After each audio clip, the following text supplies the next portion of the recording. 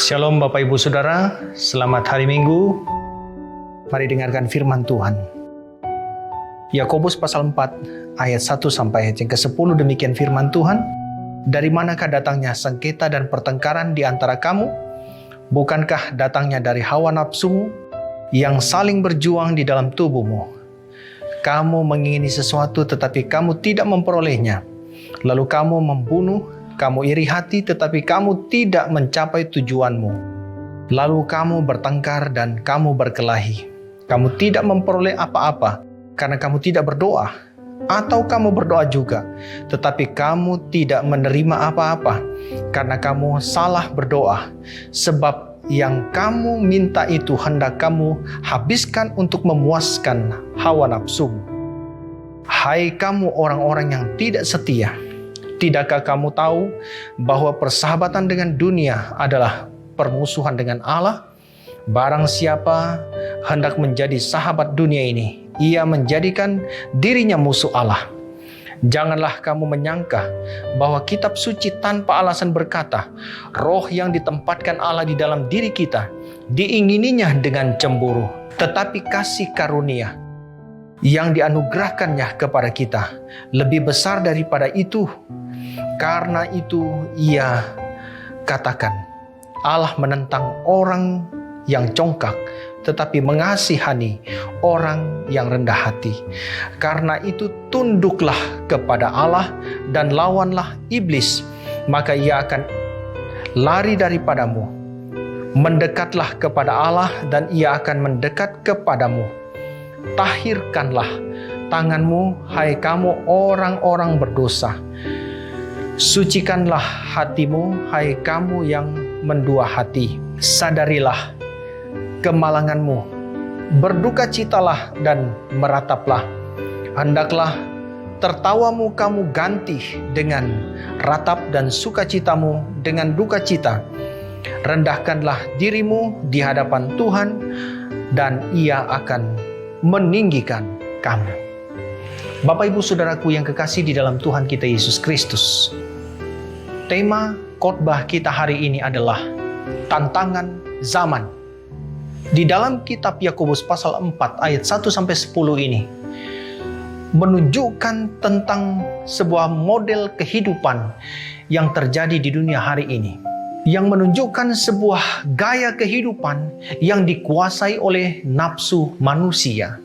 Di dalam kehidupan kita sebagai orang yang percaya, hari-hari ini hidup kita sedang diuji dengan sebuah tantangan zaman untuk menguji keaslian kehidupan dan kualitas iman kita. Ujian itu akan terus datang di dalam hidup kita menjadi satu tantangan. Bapak Ibu Saudara, untuk membuktikan sebuah keaslian dari sebuah benda, contohnya emas. Emas ini sebelum dibuktikan asli, maka terlebih dahulu emas itu harus dibakar, harus ditempa, harus digosok, dan harus direndam dengan air keras untuk membuktikan bahwa itu adalah asli sebuah emas. Jika ketika dibakar, kemudian dia berubah warna, dari kuning menjadi hitam gosong, berarti itu bukan asli, Bapak Ibu Saudara. Emas yang asli adalah ketika dia dibakar, ketika dia ditempa, ketika dia dicuci dengan air keras, ketika dia digosok, maka dia tetap mempunyai warna yang sama. Dan dia tidak akan mengalami perubahan apa-apa. Sama halnya di dalam kehidupan kita sebagai orang yang percaya. Tantangan zaman ini merupakan ujian bagi kehidupan kita, di mana menguji kehidupan kualitas iman kita, menguji kualitas kehidupan kekristenan kita, sehingga kehidupan kita terbukti asli atau tidak. Hari ini banyak orang yang mengakui bahwa dia percaya menjadi orang Kristen. Hari ini banyak orang yang berKTP-kan Kristen. Tetapi satu pertanyaannya, apakah kualitas kita asli atau tidak? Tantangan zaman ini akan membuat kehidupan kita, menguji hidup kita, supaya kehidupan kita terbukti asli atau tidak. Kesungguhan hati kita untuk datang kepada Allah mendasari kehidupan keaslian kita, mendasari kehidupan kekristenan kita, supaya hidup kita tetap murni sebagai orang yang percaya dan beriman kepada Allah. Di dalam firman Tuhan yang kita baca ini, kita bisa melihat, kita perlu memahami ada dua sumber tantangan di dalam zaman ini. Ada dua sumber yang menjadi tantangan di dalam zaman ini, yang dikatakan di dalam kitab Yakobus pasal 4 ini. Sumber pertama yaitu tantangan secara internal. Dalam ayat yang pertama sampai ayat yang ketiga, di sana digambarkan tentang bagaimana model sebuah kehidupan manusia yang dikuasai dengan hawa nafsu, yang dikuasai dengan sebuah keinginan yang tidak sesuai dengan standar firman Tuhan. Dikatakan di sana, dari manakah datangnya sengketa dan pertengkaran di antara kamu? Bukankah datangnya dari hawa nafsumu yang saling berjuang di dalam tubuhmu? Kamu mengingini sesuatu tetapi kamu tidak memperolehnya. Lalu kamu membunuh, kamu iri hati tetapi kamu tidak mencapai tujuanmu. Lalu kamu bertengkar dan kamu berkelahi. Kamu tidak memperoleh apa-apa karena kamu tidak berdoa. Bapak, Ibu, Saudaraku yang kekasih di dalam Tuhan kita Yesus Kristus, tantangan secara internal menjadi sumber tantangan di dalam zaman ini. Di dalam Kejadian pasal yang ketiga, sudah ditunjukkan bahwa ketika manusia jatuh ke dalam dosa, maka kehidupan manusia semakin rusak. Kehidupan manusia semakin dikuasai dengan hawa nafsu. Kehidupan manusia dikuasai dengan keinginan-keinginan yang di luar standar firman Tuhan. Dan kehidupan manusia pada saat dia jatuh ke dalam dosa, hidup manusia hilang format kebenaran itu. Sehingga membuat manusia semakin berjalan di dalam standar di luar kebenaran. Dan Bapak, Ibu, Saudara, tahukah Anda bahwa ketika manusia jatuh ke dalam dosa dan kehidupan ini dimanfaatkan oleh kuasa kegelapan, ketika kita melihat di dalam ayat yang pertama sampai ayat yang ketiga dalam Yakobus 4 ini, kehidupan manusia dikuasai oleh hawa nafsu. Dan itu sesuatu yang terjadi dari dalam diri manusia, dikuasai hawa nafsu. Dalam bahasa asli, hawa nafsu itu diterjemahkan dengan kata hedon.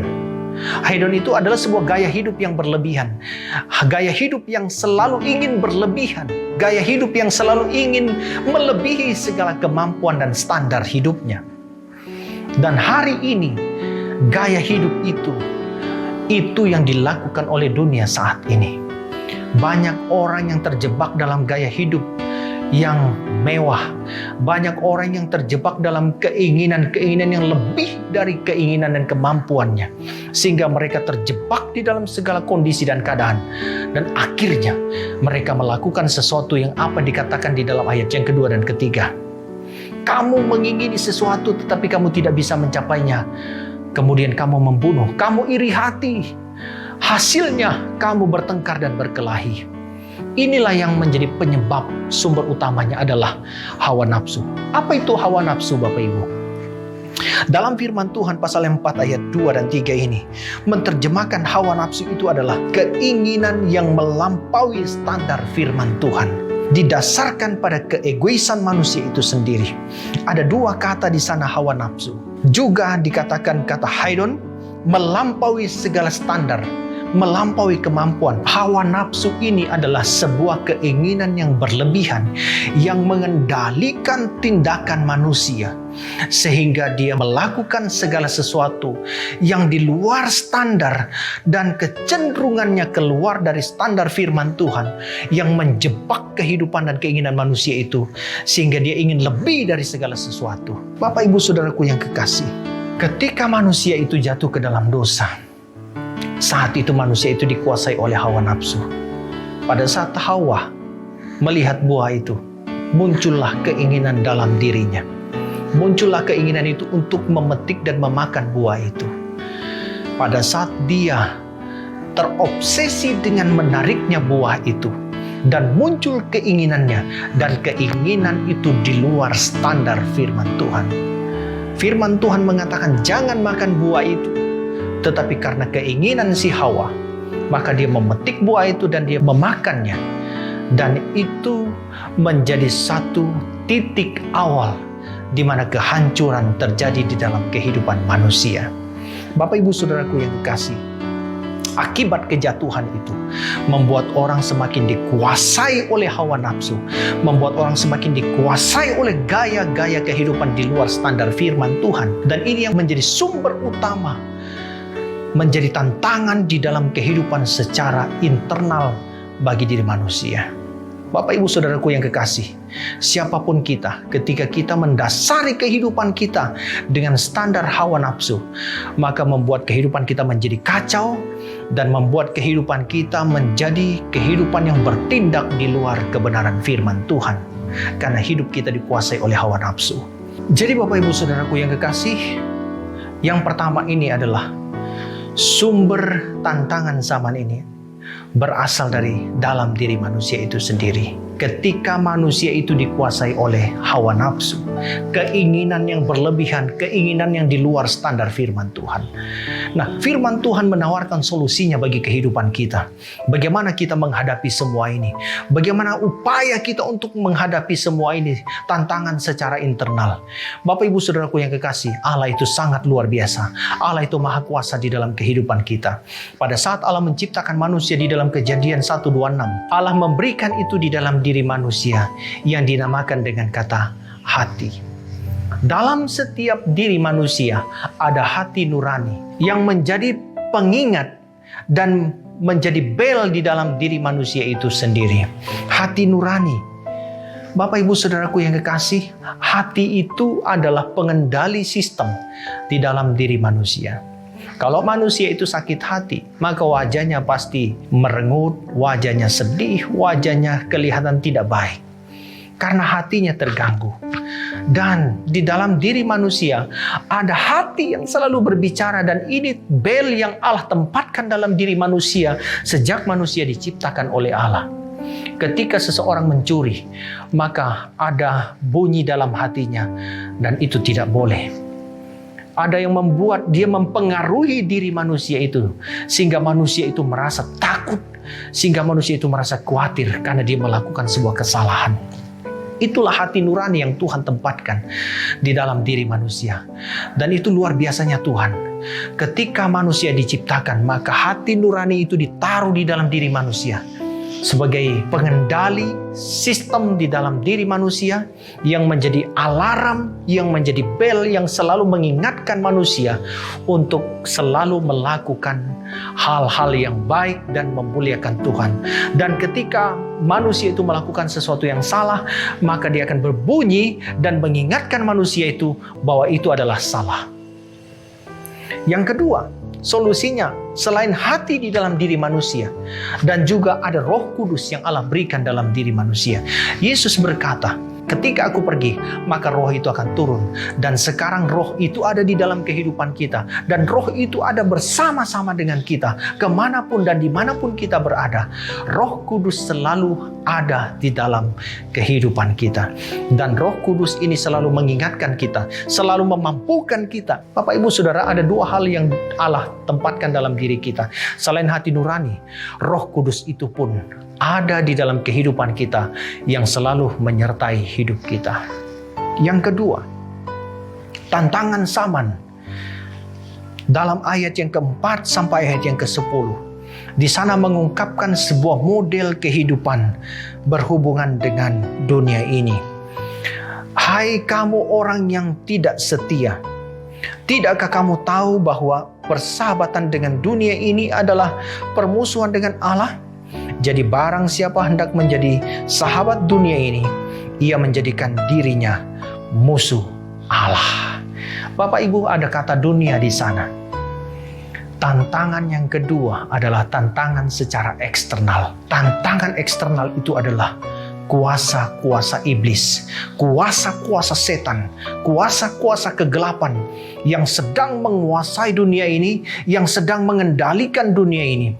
Banyak orang pintar, banyak orang yang mempunyai pengetahuan di dunia ini, tetapi kehidupan mereka pun dikendalikan oleh kuasa-kuasa kegelapan. Firman Tuhan berkata, kita bukan melawan darah dan daging, tetapi kita melawan penguasa-penguasa, penghulu-penghulu yang sedang menguasai dan mengendalikan dunia ini.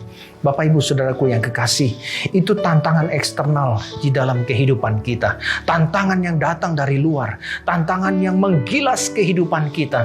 Dan dia menggunakan perubahan zaman ini. Dia menggunakan kemajuan zaman ini yang siap menggilas kehidupan kita. Bapak Ibu Saudara, kalau kita tidak punya kekuatan dari dalam, kalau kita tidak punya hubungan yang baik dengan Tuhan, kalau kita tidak memiliki kualitas rohani yang baik, maka perubahan-perubahan itu akan menggilas kehidupan kita. Hari ini kita tidak bisa mengatakan perubahan jangan datang. Tetapi yang kita bisa buat adalah kita mempersiapkan diri, baik secara kualitas rohani maupun kualitas-kualitas kehidupan kita di dalam kehidupan kekristenan untuk berhadapan dengan tantangan itu. Seorang pun tidak akan dapat mengatakan, jangan datang perubahan ke sini. Tidak. Tetapi kita harus siap, mau tidak mau, kita harus siap menghadapi perubahan itu. Contohnya, di mana hari ini orang tidak berkomunikasi dengan HP? Siapa hari ini yang tidak mempunyai HP? Ada saja 1-2 orang yang tidak memiliki HP karena memang keinginan tidak mau memiliki HP. Sebagian besar orang di dunia ini sedang dikendalikan oleh kemajuan ITC, ilmu, teknologi, dan komunikasi. Bapak Ibu Saudara, emosional orang pun sekarang ini dikendalikan oleh komunikasi-komunikasi yang terjadi di dunia maya. Banyak penyebaran hoaks, banyak penyebaran kalimat dan kata-kata yang negatif yang membentuk mentalitas kehidupan manusia sehingga lebih cenderung manusia hari ini berpikir secara negatif daripada positif. Dan itulah tantangan zaman ini. Dan semua itu dikerjakan oleh kuasa-kuasa iblis yang menguasai dunia ini. Bapak Ibu Saudaraku yang kekasih, strategi yang digunakan oleh iblis, dia datang mendekat kepada kita, menawarkan segala sesuatu dengan menggunakan komunikasi, dengan menggunakan alat-alat yang maju sekarang. Banyak orang yang terjebak sehingga di khotbah saya beberapa hari lalu pun saya mengatakan, banyak hari ini keluarga yang sedang menuju kehancuran. Bahkan ada keluarga yang sedang hancur oleh karena gilasan kemajuan zaman ini. Dan itu tantangan zaman secara eksternal yang terjadi dalam kehidupan kita. Banyak keluarga yang sekarang hidup masing-masing melihat kemajuan-kemajuan zaman dan asik dengan dunianya masing-masing. Sehingga tidak lagi terciptakan sebuah keharmonisan di dalam rumah tangga, keharmonisan di dalam kehidupan si anak dan si bapak, si mama. Sehingga ini yang menjadi strategi si iblis untuk menghancurkan kehidupan kita. Dan itulah tantangan secara eksternal yang terjadi. Maka firman Tuhan berkata apa? Ayat 7. Tunduklah kepada Allah. Itu langkah pertama untuk berhadapan dengan tantangan zaman secara eksternal yang datang kepada kita. Kita harus tunduk kepada Allah. Apa arti kata tunduk kepada Allah? Tunduk itu artinya taat. Apa arti taat? Taat itu adalah sebuah dasar di dalam kehidupan iman kita. Apa artinya taat? Bapak Ibu, bukan secara kebetulan kata ini dituliskan dengan T-A-A-T. Kalau kita melihat, kita balik kata ini pun artinya sama. Artinya apa di sana Bapak Ibu Saudara? Saya mengartikannya secara pribadi. Taat itu adalah sesuatu yang tidak dapat kita tawar-tawar. Di balik pun dia tetap taat, di balik pun dia tetap kata itu taat. Artinya kita tidak dapat menawar-nawarnya. Dan itu menjadi satu keharusan di dalam kehidupan iman kita. Dan itu harus kita jalani. Tunduk kepada Allah. Taat kepada Dia. Yang kedua, dalam menghadapi tantangan secara eksternal ini, petunjuk firman Tuhan mengatakan, lawanlah iblis maka dia lari daripadamu. Kata lawan iblis itu adalah dengan memiliki kehidupan doa yang selalu terjadi setiap waktu, setiap saat.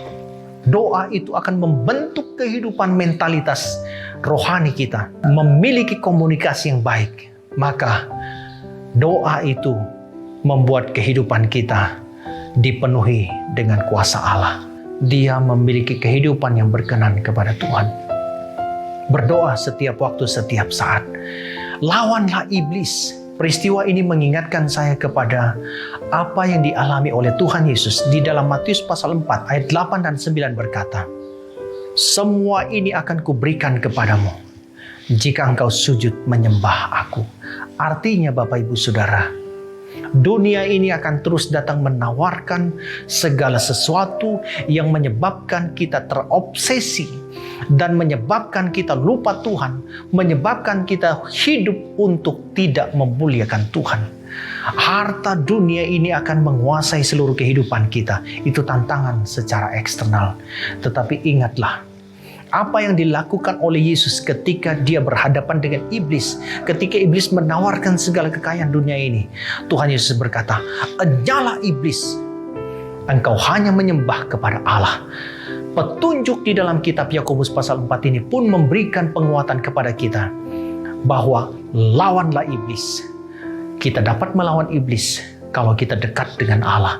Kita dapat melawan iblis kalau kita punya kehidupan doa yang luar biasa. Itu sebabnya milikilah kehidupan doa supaya kehidupan kita memiliki kuasa Allah di dalam hidup kita. Kemudian selanjutnya dikatakan ayat 8, "Mendekatlah kepada Allah dan Ia akan mendekat kepadamu." Apa arti mendekat kepada Allah? Arti mendekat kepada Allah, kita memiliki hubungan yang baik dengan Tuhan. Orang yang memiliki hubungan baik dengan Tuhan adalah orang yang selalu menghargai Tuhan di dalam hidupnya. Dan itulah orang yang selalu mendekat kepada Tuhan. Mendekat artinya dua tindakan itu.